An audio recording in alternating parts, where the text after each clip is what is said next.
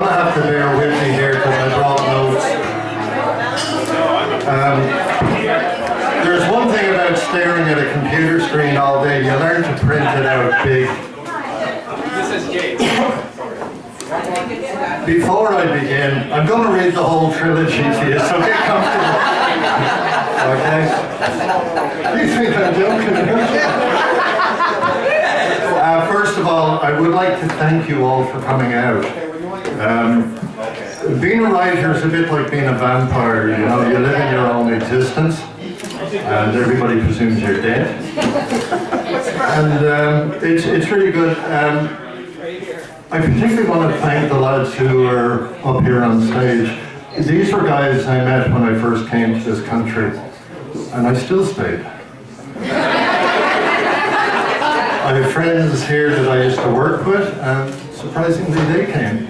I want to thank you all. It actually means a lot. I'm actually going to do 2 readings, and I'll break them up so you can carry on with your life. The first one, surprisingly enough, is the opening of Danny Boyle. And without further ado,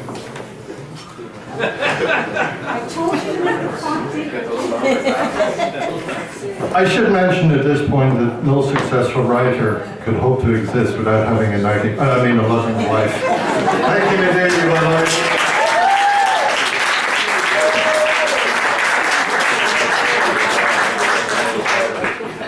Now, if you don't be really quiet, you're going to miss the whole plot, and none of the trilogy will make sense. On the night of August 10th, 1977, Daniel Bartholomew Boyle made the biggest mistake of his young life.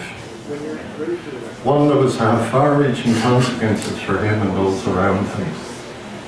He might have argued that the course of his life had already been determined by happenings that occurred before he was born, but poor Catholic that he was, riddled with guilt and shame, believed that he and he alone was responsible. He'd been dodging the inevitable since Scully got lifted, but he knew it was only a matter of time before it caught up with him. Perhaps that was why he paused in front of the old cinema in Terranure after weeks of skulking in the shadows.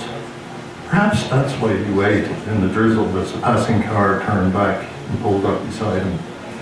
Get in the car, Boyle. Then he wanted to make an excuse to say that he was waiting for someone, but he knew better. It wouldn't do to keep them waiting. They weren't the patient sort, they were twitchy and nervous and single-minded without a shred of compassion. He looked around, but the streets were empty. There was no one to help him now, standing like a target in front of the Art Deco facade of the classic. The cinema had been closed for over a year. Its lights and projectors darkened and now lingered in hope of new purpose. He'd spent hours in there with Deirdre, exploring each other in the dark while watching the midnight film, stoned out of their minds. Back when they first started doing the stuff. He used to do a lot of his dealing there too around the back when no one ever looked. Come on, boy, we haven't got all fucking night. Danny's boys fluttered as he stooped to look inside the wet black car. Anthony Flanagan was sitting in the passenger seat, alongside a driver Danny had seen around. He was called a driller, and they said he came from Derry and he was lying low in Dublin. Said he was an expert at kneecapping and he'd learned his trade from the best. Danny had no choice. Things would only get worse if he didn't go along with them. How are you? He tested the mood as he settled into the back seat beside a cowering and battered Scully. He'd known Scully since he used to hang around the Dandelion Market.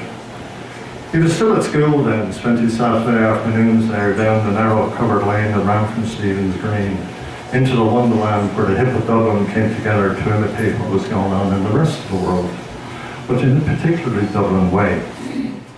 Dave the busker always took the time to nod to him as he passed. Dave was black and played Dylan in a Hendrix way. He always wore an Afghan coat and his guitar was covered with peace symbols. And he would drop a few coins as he passed and moved on between the stone walls as Dylan gave way to Horselips, Rory Gallagher and Tin Lizzy. The stalls were stacked with albums and tapes, joss sticks and tie-dye t-shirts with messages like peace and love, pictures of green plants and yellow happy faces, along with posters of Shay, whose people had come from Galway. The stalls were run by hippies from such far-out places as Blackrock and Sandyford, students from Belfield and Trinity, and a select few from Churchtown. They were also aloof as they tried to mask their involvement in commercialism under a veneer of cool. Danny knew most of them by sight, and some by name. Occasionally he'd watch over their stalls when they had to go and get lunch or relieve themselves. He was becoming a part of the scene. As they drove off, Scully didn't answer and just looked down at his hands. His fingers were bloody and distorted, like they'd been torn away from whatever he'd been clinging onto. Anto turned around and smiled as the streetlights caught in the diamond beads and the windshield behind him. "We're just feckin' fine, boy. We're taking Scully out for a little spin in the mountains." His cigarette dangled from his thin lips and the smoke wisped away ambiguously. He reached back and grabbed a handful of Scully's hair, lifting his bruised and bloody face. "Scully hasn't been feeling too good lately, and we thought that a bit of fresh air might sort him out, you know." "Cool," then he agreed, trying to stay calm, trying not to let his fear show. Anto fed off it. He briefly considered asking them to drop him off when they got to Rathfarnham, but there was no point. He knew what was about to go down. Scully had been busted a few weeks before, and after a few days in custody, he'd been released. It was how the cops set them up. They lifted them and held them until they broke and spilled all that they knew. Then they let them back out for a while they waited for a court date. If they survived until then, well and good. And if they didn't, it saved everybody a lot of bother. Then he sat back and watched Rathfarnham Road glide by in the night. They crossed the Dora and headed up the hill towards the quiet tree-lined streets that he'd grown up in. As they passed near his house, he thought about it. If the car slowed down, he could risk it. Just like they did in the pictures. He could jump out and roll away. He could be up and running before they got the car turned around, and by then he'd be cutting through the back gardens and could easily lose them. "You live around here, don't you, boy?" Anto spoke to the windshield, but then he got the message. "And your girlfriend, she lives down that way."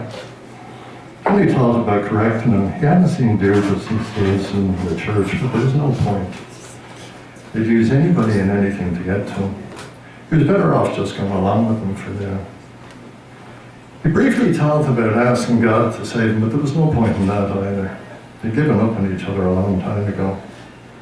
He turned his head away as they approached the church where he'd been confirmed into the faith.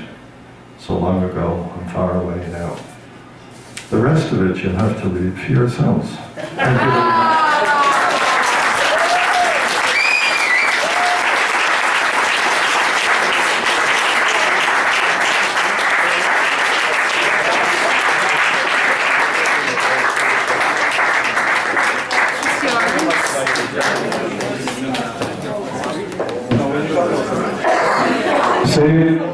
So you don't interrupt anything.